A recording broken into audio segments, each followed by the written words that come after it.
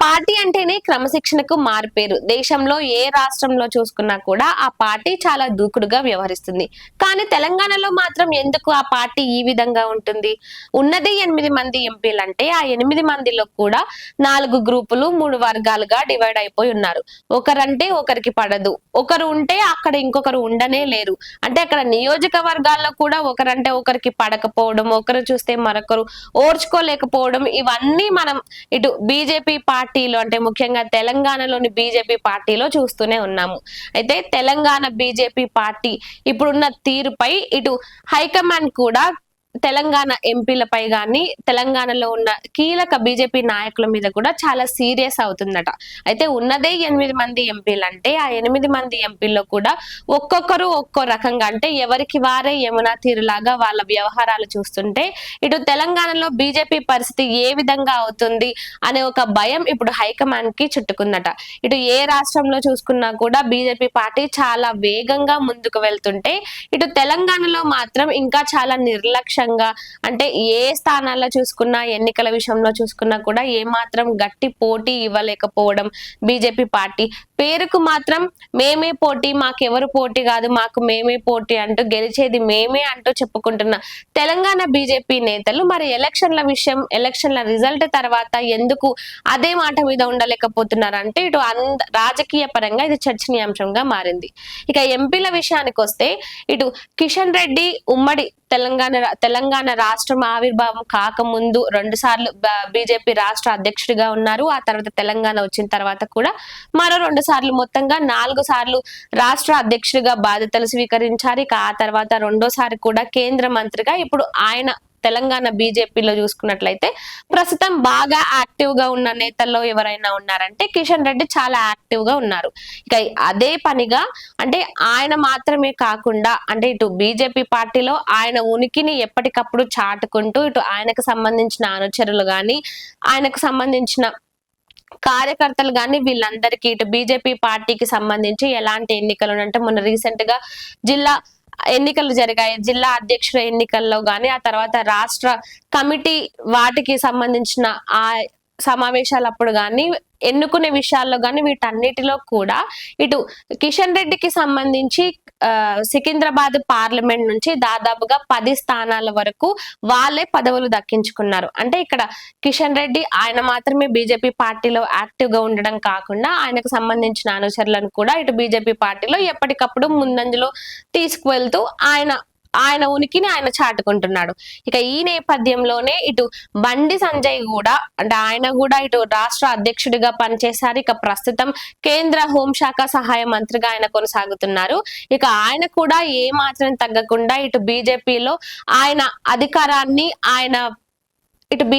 ఆయన అధికారాన్ని ఎప్పటికప్పుడు చూపించుకుంటూనే ఉన్నారు. అయితే ముఖ్యంగా ఇటు కరీంనగర్ లో చూసుకున్నట్లయితే ఆయన మాటే శాసనం అన్నట్టుగా అక్కడ పరిస్థితులు కనిపిస్తున్నాయి.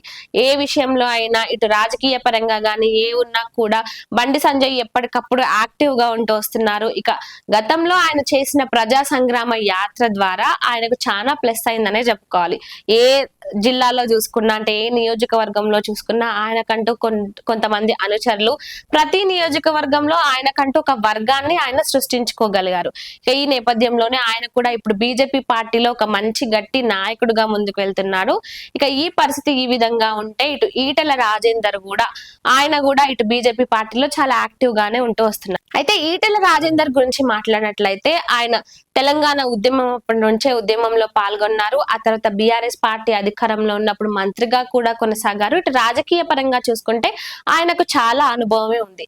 కానీ ఎంతసేపు ఇటు ఈటెల రాజేందర్ గాని ఆ తర్వాత కిషన్ రెడ్డి గాని వీళ్ళందరూ గాని ముఖ్యంగా ఈటెల రాజేందర్ కు బండి సంజయ్ కు వీళ్ళిద్దరికి అస్సలే పడటం లేదని ఇటు రాజకీయ పరంగా చాలా చర్చలే నడుస్తున్నాయి.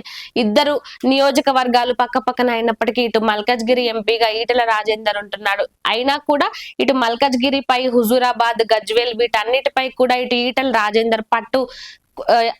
రాజేందర్ పట్టు సాధించాలని ఈయన ఒక పక్క ప్రయత్నిస్తుంటే మరో పక్క బండి సంజయ్ ఆ స్థానాలు నావే, నేనే అక్కడ ఉన్న ప్రజలంతా నావాలన్నట్టు ఆయన మాట్లాడటం, వీళ్ళిద్దరి మధ్య చిన్నగా వివాదం అనేది ఎప్పటికప్పుడు బయట పడినట్టు పడుతూనే ఉంది. అయితే వీళ్ళిద్దరు కూడా ఏ సమావేశాల్లో గాని ఎక్కడా కూడా కలిసి మాట్లాడకపోవడం, ఈ మధ్య రీసెంట్ కాలంలో చూసుకున్నట్లయితే వీళ్ళిద్దరూ ఎక్కువగా కలిసి ఉండకపోవడం, ఇటు బీజేపీ హైకమాండ్ కూడా దీనిపైనే ప్రశ్నిస్తుందట. ఎందుకు తెలంగాణ బీజేపీ నాయకులకు, ముఖ్యంగా ఉండే యాక్టివ్ గా ఉండే నాయకులు ఎందుకు ఈ విధంగా ఐక్యతతో ఉండకుండా, సమన్వయంతో ఉండకుండా ఈ విధంగా వ్యవహరిస్తున్నారనే దానిపై ఇటు హైకమాండ్ కూడా సీరియస్ అవుతున్నారట. ఇక వీళ్ళ ముగ్గురి విషయం ఈ విధంగా ఉంటే, ఇటు డీకే అరుణ గాని, రఘునందన్ గాని, లేదంటే ధర్మపురి అరవింద్ గాని, వీళ్ళ ముగ్గురు ఎవరికి వారే యమునా తీర్ అన్నట్టుగా వాళ్ళ వ్యవహారాలు కూడా అంతంత మాత్రంగానే ఉన్నాయి.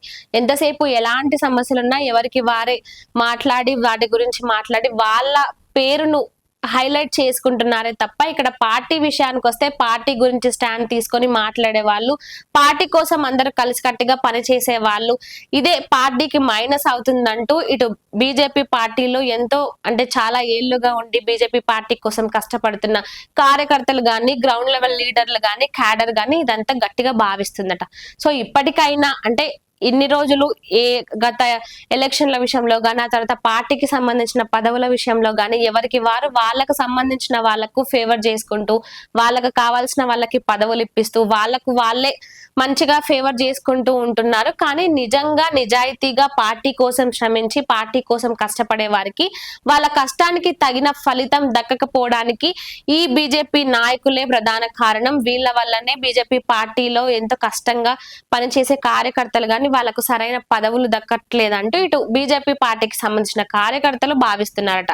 సో మరి ఇకనైనా, ఇప్పటి నుంచి అయినా కలిసి కట్టుగా ఇటు ఎంపీలందరూ బీజేపీ పార్టీని ముందుకు తీసుకెళ్తారా తెలంగాణలో, లేదంటే అదే పాత పద్ధతితో ముందుకు వెళ్తారా అనేది వేచి చూడాలి.